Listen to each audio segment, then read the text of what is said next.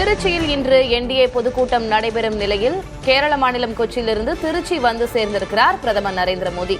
சற்று நேரத்தில் அரசு விழா மற்றும் தேசிய ஜனநாயக கூட்டணியின் பொதுக்கூட்டம் ஆகியவற்றில் பிரதமர் நரேந்திர மோடி பங்கேற்க இருக்கிறார். அதற்காக தற்போது திருச்சி வந்து சேர்ந்திருக்கிறார் பிரதமர் நரேந்திர மோடி. அது தொடர்பான காட்சிகளோடு அண்மை செய்தியாக பார்க்கிறோம்.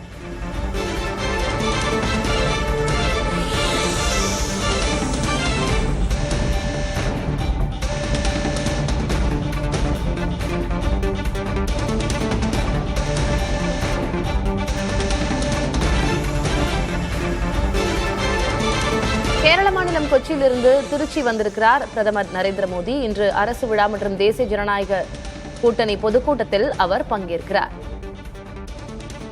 அரசு விழாவில் 5000 கோடி ரூபாய்க்கும் மேலான மதிப்பிலான திட்டங்களை அவர் இன்று தொடக்கி வைக்கிறார். தமிழ்நாட்டுக்கான 5 புதிய ரயில் சேவைகளையும் பிரதமர் அர்ப்பணிக்கிறார்.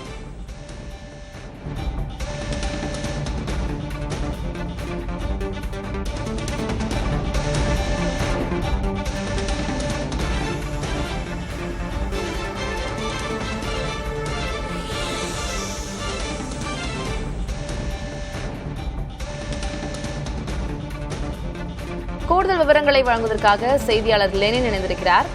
லெனின், சரியாக எந்த நேரத்தில் விழா நடைபெறுகிறது?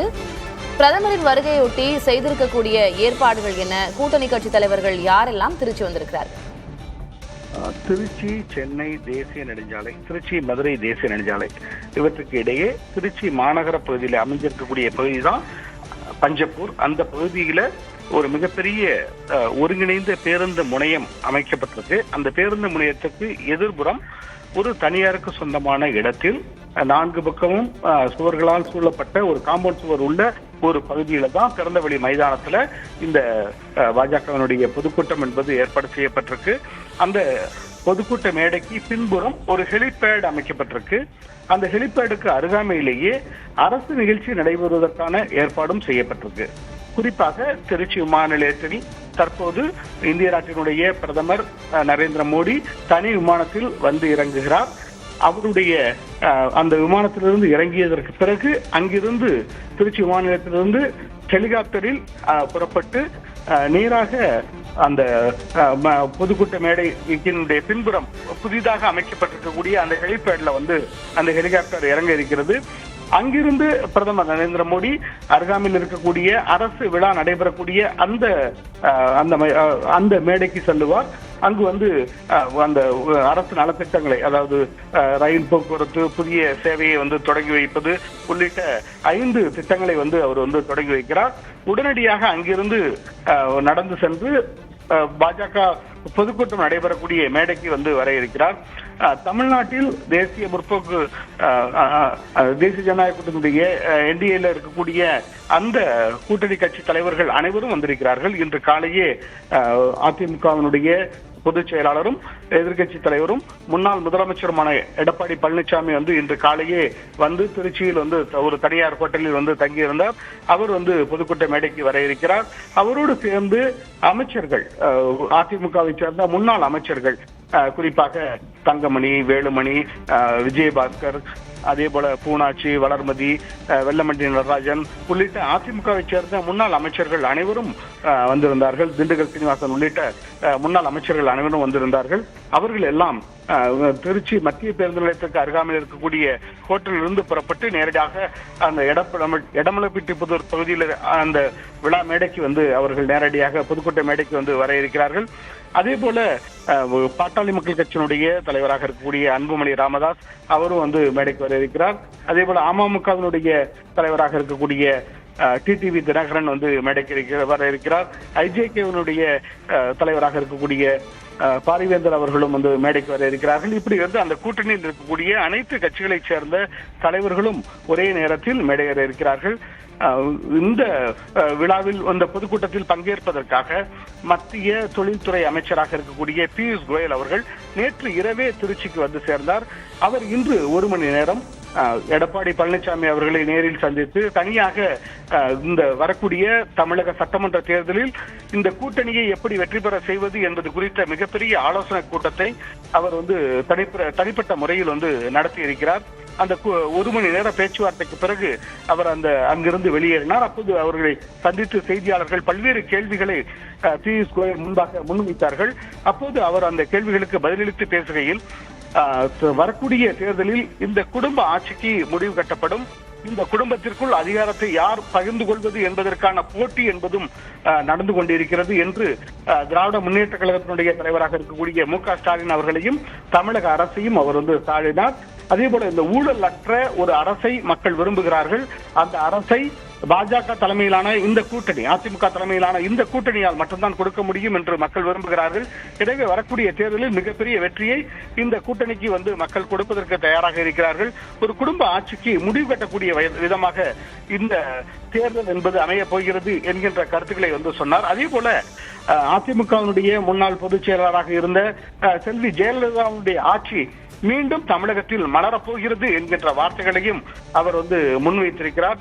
அப்படி அதே போல நேற்று இரவு அவரிடம் செய்தியாளர்கள் கேள்விகளை கேட்டார்கள். அதாவது ஈரான் மீது அமெரிக்கா இஸ்ரேல் இடையிலான அந்த போர் தொடர்பாக போர் சூழலில் இந்தியா முழுவதும் கேஸ் தட்டுப்பாடு, சமையல் எரிவாயு, அதே போல வணிக சிலிண்டர்கள் தட்டுப்பாடு என்பது ஏற்பட்டிருக்கிறது. இதையெல்லாம் இந்திய அரசு எப்படி சமாளிக்கப் போகிறது என்ற கேள்விகளை முன்வைத்தார்கள். அதற்கு போதுமான அளவு கையிருப்பு இருப்பதாகவும் அது துறை சார்ந்த அதிகாரப்பூர்வமான அறிவிப்புகள் வெளியாகும் என்றும் அவர் நேற்று இரவு தெரிவித்திருந்தார். அதனை மையப்படுத்தியே இன்று காலையும் எடப்பாடி அவர்களை சந்தித்து விட்டு வெளியே வரும்போது அவருடைய பேச்சு அமைந்திருந்தது. அதே போல தாவேகாவினுடைய தலைவர் விஜய் இந்த கூட்டணியில் இணைவதற்கான வாய்ப்பு இருக்கிறதா என்ற கேள்வியை செய்தியாளர்கள் முன்வைத்தார்கள். இந்த கூட்டணியில் யாரை இடம்பெற செய்ய வேண்டும் என்பது குறித்து அதிமுகவினுடைய பொதுச் செயலாளராக இருக்கக்கூடிய எடப்பாடி பழனிசாமி அவர்கள் முடிவு செய்வார்கள் என்ற. இப்போ பிரதமருடைய விமானம் இறங்கி இருக்கிறது திருச்சி விமான நிலையத்துல. அவருக்கு வரவேற்பு கொடுக்கப்படும் அந்த காட்சிகளை பார்க்கிறோம். ஒருபுறம் தேசிய ஜனநாயக கூட்டணியினுடைய பொதுக்கூட்டம் என்றாலும் அரசு நிகழ்வுகளும் இருக்கிறது. பல்வேறு திட்டங்களை பிரதமர் இன்றைக்கு அர்ப்பணிக்கிறார். அந்த வகையில அரசு சார்பாக யார் வரவேற்பு கொடுக்கிறார்கள் பிரதமருக்கு? குறிப்பாக பிரதமர் வருகையின் போது மாவட்ட ஆட்சித்தலைவர் சரவணன், அதே போல மாநகராட்சி ஆணையர் மதுபாலன், அதே போல மாநகர காவல் ஆணையர் காமினி, அதே போல திருச்சி மத்திய மண்டல தலைவராக இருக்கக்கூடியவர், இப்படி காவல்துறை அதிகாரிகளும், அதே போல அரசு நிர்வாக அதிகாரிகளும், IAS அதிகாரிகளும் உள்ளிட்ட துறைசார் அமைச்சர்கள் யாரும் பிரதமரை வரவேற்க வரவில்லையா? துறைசார் அமைச்சர்கள் யாரும் வரவில்லை. ஏன்னா இது அரசியல் சார்ந்த பொதுக்கூட்டம் என்பதால் துறைசார் அமைச்சர்கள் யாரும் இந்த வரவேற்பு நிகழ்ச்சியில் பங்கேற்கப்படவில்லை. அரசு சார்பில் மாவட்ட ஆட்சித்தலைவர் உள்ளிட்ட அதிகாரிகள் மட்டுமே பங்கேற்றிருப்பதை நம்மால் காண முடிகிறது. லெனின், இப்போ 3வது முறையாக இந்த வருடத்துல 3வது முறையாக மதுரைக்கு அடுத்து இப்போ பிரதமர் தமிழ்நாட்டுக்கு வந்திருக்கிறார். ஒவ்வொரு முறையும் அவர் வரும்போதும் பிரச்சாரத்தை கூர்மைப்படுத்துகிறார். இப்போது இந்த நிகழ்வுக்கு முன்னாடியும் கூட அவருடைய எக்ஸ் சமூக வலைதள பக்கத்துல ஏற்கனவே திமுக குறித்தான ஒரு விமர்சனத்தை பதிவிட்டிருந்தார். திருச்சிக்கு வருவது மகிழ்ச்சி அப்படின்னு சொல்லியிருந்தார். அந்த வகையில இன்றைக்கு பிரதமர் என்ன பேசுவார்? திமுக அரசை நோக்கி என்ன விமர்சனங்களை முன்வைப்பார்? அவருடைய பேச்சு என்னவாக இருக்கும்? என்ன சாராம்சம்னு எதிர்பார்க்கப்படுது? தமிழ்நாட்டை பொறுத்தவரை வெற்றி பெறக்கூடிய அரசியல் கட்சிகள் அனைத்தும் குறிப்பாக திமுக, அதிமுக மாறி மாறி வெற்றி வாய்ப்பை பெற்றிருக்கிறது. தேசிய கட்சியான காங்கிரஸ் கட்சி தோல்வியை சந்தித்ததற்கு பிறகு மாநில கட்சிகளான அதிமுகவும் திமுகவும் மட்டுமே மீண்டும் மீண்டும் கடந்த 70 ஆண்டுகளுக்கு மேலாக தமிழ்நாட்டில் ஆட்சி பொறுப்பில் இருந்திருக்கின்றன. அந்த கட்சிகளை ஆட்சி பொறுப்பில் அமர்த்துவதற்கு காரணம் அந்த கட்சிகள் கையில் எடுத்துள்ள மொழி உணர்வு, இன உணர்வு என்கின்ற அந்த மையப்புள்ளியை வைத்தே அவர்கள் தங்களுடைய ஆட்சியை நிலைநிறுத்தி இருக்கிறார்கள். அந்த அடிப்படையில் பாரத பிரதமரும் தொடர்ச்சியாக தமிழ் அந்த மொழி உணர்வும் இன உணர்வும் தனக்கும் இருக்கிறது, அதை உலகம் முழுவதும் தான் பறைசாற்றி வருகிறேன் என்கின்ற அடிப்படையில் அவரும் தொடர்ச்சியாக செயல்பட்டு வருகிறார். அவருடைய செயல்பாடுகள் அப்படி இருக்கிறது. அது குறிப்பாக திருக்குறளை பிற மொழிகளில் மொழிபெயர்த்து உலக நாடுகளுக்கு அறிய செய்வதாக இருக்கட்டும், பிற நாடுகளில் பேசும்போது திருக்குறளை முன்வைத்து அவர் தன்னுடைய பேச்சை தொடங்குவதாக இருக்கட்டும். அதே போல தமிழ்நாட்டில் வந்து பேசும்போது அது வந்து அரியலூர் மாவட்டம் கங்கை கொண்ட சோழபுரத்தில் அவர் வந்து பேசும்போது கூட தமிழில் வணக்கம் சொல்லி அந்த தேசிய கட்சிகளை சேர்ந்த பல தலைவர்கள் வந்து பேசினாங்க கூட பிரதமர் மோடி அவர்கள் வந்து வணக்கம் சொல்லி தன்னுடைய உரையை தொடங்குவதாக இருக்கட்டும். இப்படி தமிழ் மொழிக்கும் தமிழ் இனத்துக்கும் தான் ஆதரவாளர் என்ற அடையாளத்தை மீண்டும் மீண்டும் அவர் வந்து நிலைநிறுத்திக் கொள்வதற்கான முயற்சியில் ஈடுபட்டிருக்கிறார். அந்த அடிப்படையில் தன்னுடைய பேச்சை வந்து இங்கும் தொடங்குவார் என்று எதிர்பார்க்கப்படுகிறது. அது மட்டுமல்லாமல் தமிழகத்திற்கு கடந்த காங்கிரஸ் ஆட்சி, மத்தியில் காங்கிரஸ் கட்சி ஆட்சியில் இருந்தபோது தமிழகத்திற்கு என்னென்ன நலத்திட்டங்கள் செய்யப்பட்டது, எவ்வளவு நிதி ஒதுக்கீடு செய்யப்பட்டது, அதை காட்டிலும் பாரதிய ஜனதா கட்சியினுடைய ஆட்சியில் எவ்வளவு நிதி கூடுதலாக ஒதுக்கீடு செய்யப்பட்டிருக்கிறது என்கின்ற விவரங்களை இந்த பொதுக்கூட்டத்தில் வந்து அவர் தெரிவிப்பார் என்று தெரிகிறது. அது மட்டுமில்லாமல் காங்கிரஸ் கட்சியை காட்டிலும் பாரதிய ஜனதா கட்சி தமிழ் மக்களுக்கும் தமிழக மக்களுடைய நல வளர்ச்சிக்கும் தமிழகத்தினுடைய வளர்ச்சிக்கும் தொடர்ச்சியாக எந்த அளவில் உறுதுணையாக இருக்கிறது என்கின்ற விவரங்களை இந்த பொதுக்கூட்டத்தில் அவர் பேசுவார் என்று எதிர்பார்க்கப்படுகிறது. எனவே வரக்கூடிய சட்டப்பேரவை தேர்தலில் இதனை மக்கள் கணக்கில் எடுத்துக்கொண்டு தங்கள் கூட்டணிக்கு ஆதரவளிக்க வேண்டும் என்கின்ற கோரிக்கையும் அவர் முன்வைக்க இருக்கிறார். அது மட்டுமல்லாமல் இது மக்களுக்கு தெரிந்த ஒன்றுதான். எனவே தங்களுடைய கூட்டணியை மக்கள் ஆதரிப்பதற்கு தயாராக இருக்கிறார்கள் என்பதை மீண்டும் மீண்டும் மக்களிடம் நினைவுபடுத்துவதற்கான ஒரு அரசியல் பொதுக்கூட்டமாக இது இருக்கும் என்று எதிர்பார்க்கப்படுகிறது. லெனின், ஒவ்வொரு முறை பிரதமரின் வருகையின் போதும் தேசிய ஜனநாயக கூட்டணிக்கான பாஜகவுக்கான அந்த வியூகங்கள் இருக்கும். அந்த வகையில இந்த வருடம் முதல் முறையாக பிரதமர் வந்து பங்கெடுத்தது மதுராந்தகம் வடக்கு மாவட்டம், அதற்கு பிறகு மதுரை தெற்கு பகுதி, இப்போ மத்திய மாவட்டமான திருச்சியில பொதுக்கூட்டம் நடைபெறுகிறது. இனி அடுத்தடுத்த பிரதமருடைய பயணங்கள் கிழக்கு பகுதியில் இருக்கக்கூடிய மாவட்டம், மேற்கு பகுதியில் இருக்கக்கூடிய மாவட்டம் அப்படின்னு ஏற்பாடு செய்யப்படுகிறதா? அதன் பின்னர் இருக்கக்கூடிய வியூகம் என்ன?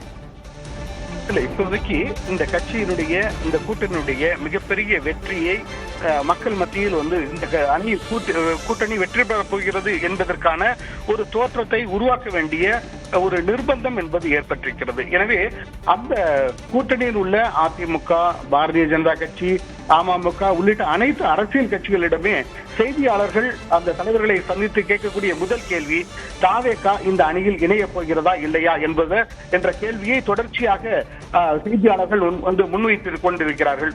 அந்த கேள்வியை ரொம்ப லாபகமாக அவர்களை நாங்கள் எங்கள் அணியில் இணைத்துக் கொள்ள மாட்டோம் என்று இதுவரை எந்த தலைவர்களும் அறிவிக்கவில்லை. மாறாக எந்த கட்சியை இந்த கூட்டணியில் இணைத்துக் கொள்ள வேண்டும் என்கின்ற முடிவை எதிர்கட்சி தலைவராக இருக்கக்கூடிய எடப்பாடி பழனிசாமி, இந்த கூட்டணியுடைய தலைவராக இருக்கக்கூடிய எடப்பாடி பழனிசாமி முடிவெடுப்பார் என்ற அடிப்படையிலேயே அது அமமுக தலைவராக இருக்கட்டும், அது பாஜக தலைவர்களாக இருக்கட்டும், இப்படி எல்லா தலைவர்களும் ஒரே மாதிரியான ஒரு குரலை வந்து கொடுத்துக் கொண்டிருக்கிறார்கள். ஆனால் அரசியல் என்பது மக்கள் எதிர்பார்க்காத ஒரு நிகழ்வை அரசியல் கட்சிகள் வந்து இயல்பாக நிகழ்த்தி காட்டும். அந்த அடிப்படையில் தான் தேமுதிக கூட திராவிட முன்னேற்ற கழகத்தினுடைய அணியில் வந்து இணைந்தது. அதே போல பாரதிய ஜனதா கட்சியில் நாளைக்கு தாவேகா இணைவதற்கான வாய்ப்புகள் கூட இருக்கிறது. அது எதையும் முன்னதாக முடிவு செய்யக்கூடிய நிலைமையில் யாரும் இல்லை. அது வந்து மிக ரகசியமான பேச்சுவார்த்தையா இல்லையா என்பது குறித்தெல்லாம் காலம் மட்டுமே பதில் சொல்லக்கூடிய ஒன்றாக இருக்கிறது. அந்த அடிப்படையில் இன்றைக்கு வந்த பாரதிய ஜனதா கட்சியினுடைய தலைவர்கள், அதிமுக தலைவர்கள் அனைவரும், குறிப்பாக இன்றைக்கு திண்டுக்கல் சீனிவாசன், அதிமுகவினுடைய மூத்த முன்னாள் அமைச்சர்களில் ஒருவரான மூத்த நிர்வாகியான திண்டுக்கல் சீனிவாசன் செய்தியாளர்களை வந்து சந்தித்தார். அவர்களிடம் வந்து இதே கேள்வி வந்து முன்வைக்கப்பட்டது. அந்த கேள்வியிலிருந்து தவிர்த்துக் கொள்வதற்காக யாருடன் கூட்டணி சேர்வார்கள் என்பதை நான் எப்படி முடிவு செய்ய முடியும், என்னை வந்து ஏதாவது தவறான வார்த்தைகளை என்னுடைய வாயிலிருந்து பெற்றுக்கொண்டு என்னை கட்சியிலிருந்து நீக்குவதற்கான நீங்க முயற்சியை செய்யாதீர்கள் என்ற ஒரு சூசகமான அந்த அவருக்கான இயல்பான அந்த நகைச்சுவை உணர்வோடு அந்த பதிலை வந்து சொல்லிவிட்டு அவர் வந்து அந்த ஹோட்டலுக்குள்ளே சென்ற காட்சிகளை வந்து நம்மால் காண முடிகிறது. அந்த ஹோட்டல்ல வந்து முன்னாள் அமைச்சர்கள் வளர்மதி, பூனாச்சி, வெள்ளமண்டி நடராஜன், பரஞ்சோதி, சிவபதி, அதே போல தங்கமணி, வேலுமணி, அதே போல விஜயபாஸ்கர் உள்ளிட்ட அதிமுகவுடைய முக்கிய தலைவர்கள், முன்னாள் அமைச்சர்களாக இருந்தவர்கள் எல்லோரும் அந்த ஹோட்டலில் இருந்தார்கள். அதே போல அங்க வந்து எதிர்கட்சி தலைவர் எடப்பாடி பழனிசாமியும் இருந்தார். அவரை வந்து பியூஷ் கோயல் சந்தித்து 1 மணி நேரத்துக்கு மேலாக பேசினார். அவர் பேசிட்டு வெளியே வரும்போது தொகுதி உடன்பாடு குறித்து எங்கள் கூட்டணியில் இதுவரை பேச்சுவார்த்தை என்பது தொடங்கப்படவில்லை என்று சொன்னார். ஆனால் 1 மணி நேரத்துக்கு மேலாக இந்த பேச்சுவார்த்தை என்பது நடந்திருக்கிறது. அப்படி என்றால் இந்த கூட்டணிக்குள் யாரை கொண்டு வருவது, இந்த கூட்டணியை எப்படி வெற்றி பெற செய்வது என்பது குறித்த பேச்சுவார்த்தை தான் அங்கு நடைபெற்றதாக தெரிகிறது. அதற்கு அவர்கள் என்ன பேசிக் கொண்டார்கள் என்ற விவரங்கள் இன்னும் வெளிவருவதற்கு சில காலங்கள் தேவைப்படுகிறது. தளபதி, இன்றைக்கு நடைபெறக்கூடிய கூட்டத்தை பொறுத்த வரைக்கும் ஏற்கனவே பல்வேறு கட்ட அறிவிப்புகளை கூட்டணிக்கு தலைமை வகிக்கக்கூடிய அதிமுக பொதுச் செயலர் எடப்பாடி பழனிசாமி வெளியிட்டிருக்கிறார். இன்றைக்கு பிரதமரின் வாயிலாக ஏதேனும் சட்டப்பேரவை தேர்தலை முன்னிட்டு முக்கிய அறிவிப்புகள் வெளியாக வாய்ப்பு இருக்கா? இல்ல, குறிப்பா திராவிட முன்னேற்ற கழகத்தையும் அதன் கூட்டணி கட்சிகளையும் விமர்சிக்கக்கூடிய வேலையை பாரதிய ஜனதா கட்சி தொடர்ந்து செய்து கொண்டிருக்கிறது. அந்த அடிப்படையில் இதுவரை திராவிட முன்னேற்ற கழகத்தின் மீது ஊழல் குற்றச்சாட்டுகளை சொல்லி வந்தார்கள். அதே போல வாரிசு அரசியல் என்ற அடிப்படையில் தற்போது திராவிட முன்னேற்ற கழகத்தினுடைய தலைவராகவும் தமிழகத்தினுடைய முதல்வராகவும் இருக்கக்கூடிய முதலமைச்சர் மு.க. ஸ்டாலின் தன்னுடைய மகன் உதயநிதி ஸ்டாலினை அடுத்த முதல்வரான முயற்சியில் ஈடுபட்டிருக்கிறார். அவருடைய கனவு பலிக்காது என்று மத்திய அமைச்சர் பியூஷ் கோயல் தெரிவித்திருந்தார். அதே மத்திய அமைச்சர் இன்று செய்தியாளர்களை சந்தித்து பேசும்போது திராவிட முன்னேற்ற கழகத்தினுடைய தலைமை அந்த குடும்பத்திற்குள்ளாகவே ஆட்சி அதிகாரத்தை யார் கைப்பற்றுவது என்பதற்கான ஒரு போட்டி நடைபெறுவதாகவும் அந்த கருத்தை தெரிவித்திருந்தார். ஆனால் அத்தகைய அறிவிப்புகளை, அதாவது அத்தகைய போட்டியோ அது தொடர்பான பேட்டியோ இதுவரை திராவிட முன்னேற்ற கழகத்திலிருந்து இதுவரை வெளிவரவில்லை. ஆனால் அங்கு வெளிவராத அந்த நிலையிலும் கூட அங்க குடும்பத்திற்குள் ஒரு பெரிய குழப்பம் இருக்கிறது, ஆட்சி அதிகாரத்தை கைப்பற்றுவதில் குடும்பத்திற்குள் ஒரு போட்டி இருக்கிறது என்கின்ற வார்த்தையை மத்திய அமைச்சர் தற்போது வெளியிட்டிருக்கிறார். அது ஒரு புதிய தகவலாக தெரிகிறது. இந்த ஊழல், குடும்ப அரசியல், வாரிசு அரசியல் இதனை மையப்படுத்திய பாரதிய ஜனதா கட்சி வரக்கூடிய தேர்தலை எதிர்கொள்ளப் போவதாக தெரிகிறது. அதை மக்கள் ஏற்றுக்கொள்ளப் போகிறார்களா அல்லது மறுதளிக்கப் போகிறார்களா என்பதை தேர்தல் முடிவு காட்ட இருக்கிறது. லெனின், ஒவ்வொரு முறை பிரதமர் தமிழகம் வரும்போதும் அந்த நிகழ்வுகளுக்கு ஏற்றார் போல தமிழில் அவர் வணக்கம் சொல்வதாகட்டும், திருக்குறள் சொல்வதாகட்டும், ஏதேனும் செயல்களை மேற்கோள் காட்டுவதாகட்டும், அதெல்லாமே குறிப்பிட்டு பார்க்கப்படும், பேசப்படும். அதனையும் தாண்டி அவர் என்ன உடை உடுத்தி இருக்கிறார் என்பதும் பேசப்படும். இந்த முறை தமிழ் பாரம்பரிய உடையான வேஷ்டி சட்டையில் அவர் வந்திருக்கிறார். என்ன முக்கியத்துவம்? இல்ல, இயல்பாவே அவர் பலமுறை ஸ்ரீரங்கத்துக்கு வந்தபோது கூட திருச்சியில அவர் இறங்கி அவர் ஸ்ரீரங்கத்துக்கு வந்தபோது கூட வேட்டி சட்டையோடு தான் வந்தார். அவர் தமிழ்நாட்டிற்கு வரும்போது தன்னை ஒரு தமிழர்களுக்கான பிரதிநிதியாக, தமிழர்களுக்கான தலைவராக தன்னை அடையாளப்படுத்திக் கொள்வதற்கான முயற்சியை அவர் தொடர்ச்சியாக செய்து வருகிறார். அதே போல தமிழ் மக்களினுடைய நலனுக்காக, தமிழ்நாட்டின் வளர்ச்சிக்காக தான் தொடர்ந்து பாடுபடக்கூடிய நபர் என்பதையும் இந்த மக்களுக்கு அறியப்படுத்த வேண்டும் என்கின்ற முயற்சியும் பாரதிய ஜனதா கட்சியினுடைய அனைத்து தரப்பு தலைவர்களிடம் இருக்கிறது. அதே போல பாரத பிரதமரிடம் இருக்கிறது. பாரத பிரதமர் தொடர்ச்சியாக தமிழுக்காக தொண்டாற்றி வருவதாக பாரதிய ஜனதா கட்சியை சேர்ந்த முக்கிய நிர்வாகிகள் தொடர்ச்சியாக தங்களுடைய பிரச்சார கூட்டங்களில் பறைசாற்றி வருகிறார்கள். அதற்கு திருக்குறள் மொழிபெயர்க்கப்பட்டது, திருக்குறள் அதற்கான ஆய்வு மையங்கள் தொடங்கியது, இப்படி பல விஷயங்களை சொல்லியிருக்காங்க. ஆனா இதெல்லாம் கூட திராவிட முன்னேற்ற கழகம், அது சார்ந்த கூட்டணியை சேர்ந்தவர்கள் மிகப்பெரிய விமர்சன பார்வையை முன்வைத்திருக்கிறார்கள். சமஸ்கிருதத்துக்கும் ஹிந்திக்கும் கொடுக்கக்கூடிய முக்கியத்துவத்தை தமிழ் மொழிக்கு கொடுப்பது இல்லை என்று திராவிட முன்னேற்ற கழகத்தை சேர்ந்தவர்கள் தொடர்ச்சியாக குற்றம் சாட்டி வருகிறார்கள். சமஸ்கிருத மொழி வளர்ச்சிக்காக அவர்கள் மத்திய அரசு ஒதுக்கியுள்ள நிதியினுடைய அளவு எவ்வளவு, தமிழ் மொழி வளர்ச்சிக்காக ஒதுக்கியுள்ள நிதியினுடைய அளவு எவ்வளவு என்பதை தமிழ்நாட்டு மக்களுக்கு விளக்க வேண்டும் என்கின்ற விவரங்களையும் அதை விளக்கியும் எதிர் பிரச்சாரமாகவும் அவர்கள் சொல்லிக் கொண்டிருக்கிறார்கள். அதையும் கடந்து தமிழ்நாட்டினுடைய வளர்ச்சிக்காக தொடர்ச்சியாக பாரதிய ஜனதா கூட்டணி, என்டிஏ கூட்டணி தொடர்ச்சியாக பாடுபட்டுக் கொண்டிருக்கிறது என்கின்ற பிரச்சாரம் பாரதிய ஜனதா கட்சியினுடைய தரப்பிலிருந்து முன்னெடுக்கப்பட்டுக் கொண்டிருக்கிறது. இதில் எவற்றை மக்கள் ஏற்றுக்கொள்ளப் போகிறார்கள், எவற்றை நிராகரிக்கப் போகிறார்கள் என்பது தமிழக சட்டமன்ற தேர்தல் முடிவுகள் தெரிவிக்கும் என தெரிகிறது. நம்ம தொடர்ந்து பார்க்கலாம். லெனின், தற்போது திருச்சி விமான நிலையத்திற்கு பிரதமர் வந்திருக்கிறார். அங்கிருந்து ஹெலிகாப்டர் வாயிலாக விழா நடைபெறும் இடத்திற்கு செல்லவிருக்கிறார். கூட்டணி கட்சி தலைவர்கள் அவருக்கு வரவேற்பு அளிக்கும் காட்சிகளையும் நாம் ஒருபுறம் பார்க்கிறோம்.